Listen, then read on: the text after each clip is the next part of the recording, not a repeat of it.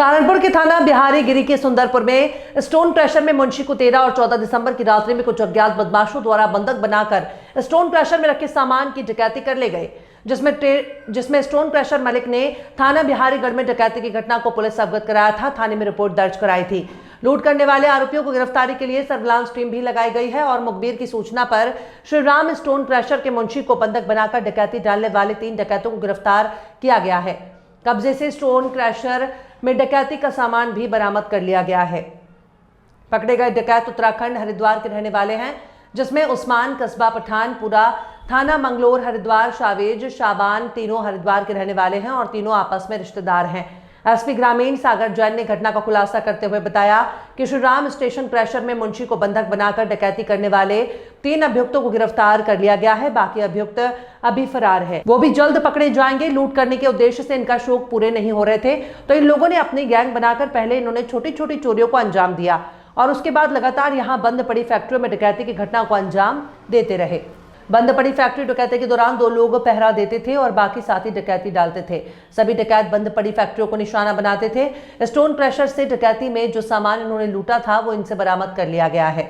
सब बताएंगे बिहारीगढ़ पुलिस ने एक सफलता ली है, क्या घटना की थी, लोगों ने कितने लोग गिरफ्तार हुए? 15 दिसंबर 2024 को थाना बिहारीगढ़ पर सूचना प्राप्त हुई कि 13/14 की रात्रि में सुंदरपुर ग्राम में एक श्रीराम स्टोन क्रशर है, वहां पर रात्रि में मुंशी जो वहां पर केयर टेकर होता है उसे बंधक बनाकर कुछ अज्ञात व्यक्तियों ने लूटपाट की घटना की है।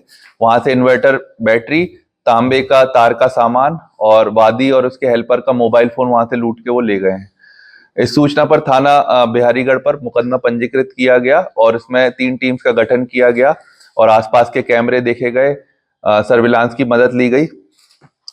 इसमें मुखबिर की सूचना पर कल 3 व्यक्तियों को गिरफ्तार किया गया है, जिनके नाम उस्मान पुत्र सलीम है, यह मोहल्ला पठानपुरा, थाना मंगलौर, जनपद हरिद्वार। दूसरा शावेज, ये भी मोहल्ला पठानपुरा का है, जनपद हरिद्वार। और तीसरा जो है शहबान, ये ग्राम तेलपुरा, थाना बुग्गावाला, जनपद हरिद्वार के हैं।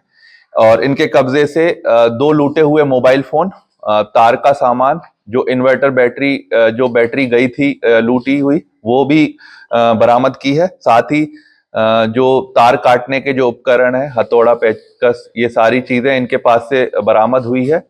और इनका आपराधिक इतिहास भी है। इनने 2 अन्य साथियों के भी नाम बताए हैं।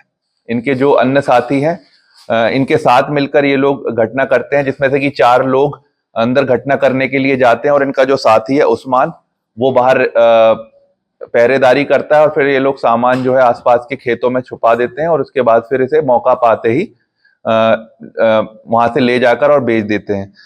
इन्होंने ये भी बताया कि ये इसी टाइप की घटना करते हैं। 1/2 नवंबर को भी इन्होंने एक मुजाहिदपुर गांव पड़ता है बुग्गावाला में, वहां पर भी एक बंद पड़ी प्लास्टिक की फैक्ट्री में इन्होंने चोरी की थी।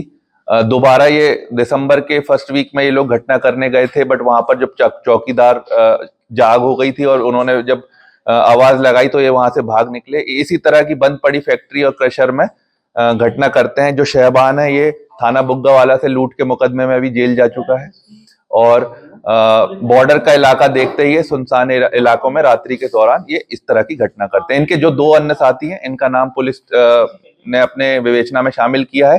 5 लोगों की होने से ये लूट की जो घटना है, इसे डकैती की धारा में तरमीम करके आज इन्हें माननीय न्यायालय के समक्ष पेश किया जा रहा है। ये तीनों अलग अलग इनकी मुलाकात कैसे हुई थी और ये कहाँ तक घटना करते हैं? ये आपस में रहने वाले हैं, ये आपस में रिलेटिव हैं और इनके इसी तरह से ये अब इन्होंने बताया कि शौक पूरा करने के लिए जब एक साथ ये लोग आए और चोरी करने के इरादे से रात्रि में घटना करते हैं।